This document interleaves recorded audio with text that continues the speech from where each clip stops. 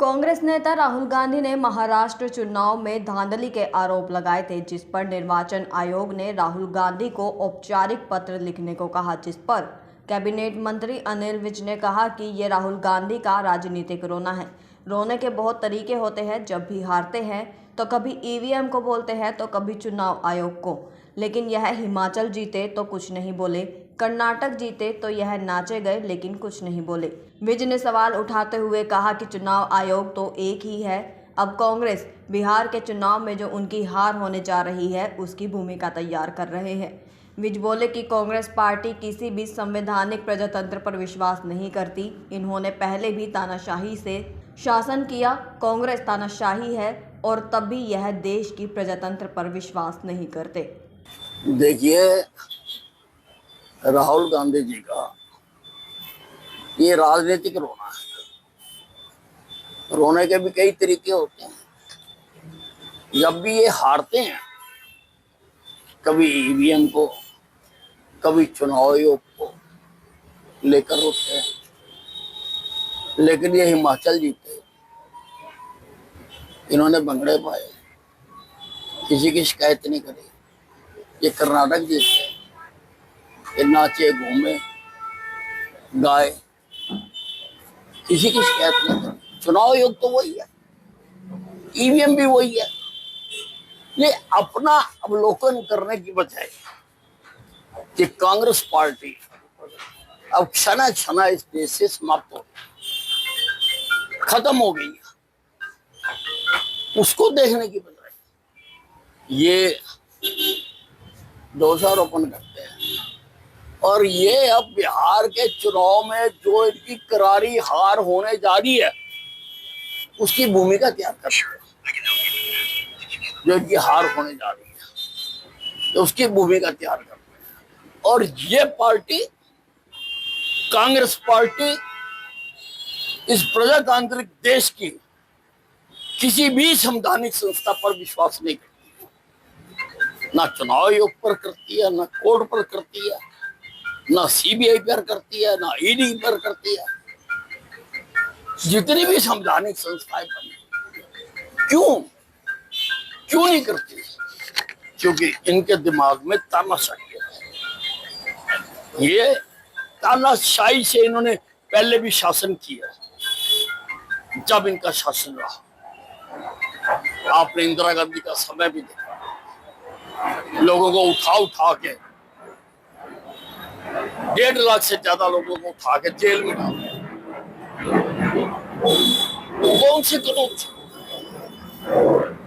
ये इनके खून में, इनके डीएनए में तानाशाही है। इसलिए इनको प्रजातांत्रिक जो सिस्टम है, जो हर देश की ताकत होती है, ये उसको कमजोर करना चाहते हैं। इनका योजनाबद्ध तरीके से अभियान चल रहा है देश की प्रजातांत्रिक संवैधानिक संस्थाओं को प्रति लोगों का अविश्वास पैदा करने। कांग्रेस नेता पवन खेरा ने आरएसएस को र्यूमर स्प्रेडिंग सोसाइटी बताते हुए नाथूराम गोडसे को पहला आतंकवादी कहा है, जिस पर तंज कसते हुए कैबिनेट मंत्री अनिल विज ने पवन खेरा को सलाह देते हुए कहा कि वह कुछ दिन किसी आरएसएस की शाखा में जाकर उसे अटेंड कर ले और उसे जान ले, क्योंकि जिस चीज़ के बारे में आप नहीं जानते उसके बारे में बोल कैसे सकते हैं। पवन खेड़ा जी को मेरी सलाह है कि कुछ दिन किसी आरएसएस की शाखा में जाकर ये अटेंड करें। किसी भी चीज पर कमेंट करने से पहले उसको जानना जरूरी होता है। किसी भी चीज को जब आप जानते ही नहीं, जब आप मानते ही नहीं, आपको ऐसी बातें करने का कोई अधिकार नहीं है। इसलिए आप उस दिन शाखा अटेंड करिए, आपको सब कुछ समझ आ जाएगा। भूपेंद्र हुड्डा ने कहा कि सरकार के पास आयुष्मान कार्ड के लिए पैसे खत्म हो गए हैं, जिस पर जवाब देते हुए कैबिनेट मंत्री अनिल विज ने कहा कि पैसे तो दिए जा रहे हैं, हर महीने प्रक्रिया पूरी होने के बाद बिल दिए जाते हैं। पैसे दिए जा रहे हैं और हर महीने जिनका डॉक्टर्स का जो बिल होता है और उसकी प्रक्रिया जो है उसके बाद अपनाने के बाद जब वो पूरी हो जाती है वो बिल दिए जाते हैं। वहीं अब हरियाणा में बिजली के प्रीपेड मीटर लगने जा रहे हैं, जिस पर बोलते हुए बिजली मंत्री अनिल विज ने कहा कि जिस प्रकार फोन है जितना चलना है उतने का वाउचर लग जाता था, उसी प्रकार अब बिजली के प्रीपेड मीटर पर भी जितने का चलना है उतना रिचार्ज करवा सकेंगे। सबसे पहले ये मीटर सभी सरकारी कार्यालय और इंस्टीट्यूट में लगाए जाएंगे। देखिए, ये सिस्टमैटिक तरीके से सारे देश में प्रीपेड मीटर लगाए जाते हैं। जैसे मोबाइल होता है प्रीपेड, जितने का चलाना होता है उतना बाजार से वोचर ले आते हैं और चलाते हैं। ऑनलाइन भी होता है। वैसे ही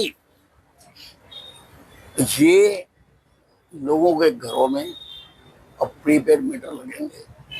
सबसे पहले सारे सरकारी दफ्तरों में, सारे सरकारी कर्मचारियों के, सारे जो सरकारी इंस्टीट्यूशंस हैं उनके सबसे पहले इनके लगाए जाएंगे और ये अगस्त तक लगाने का समय तय किया।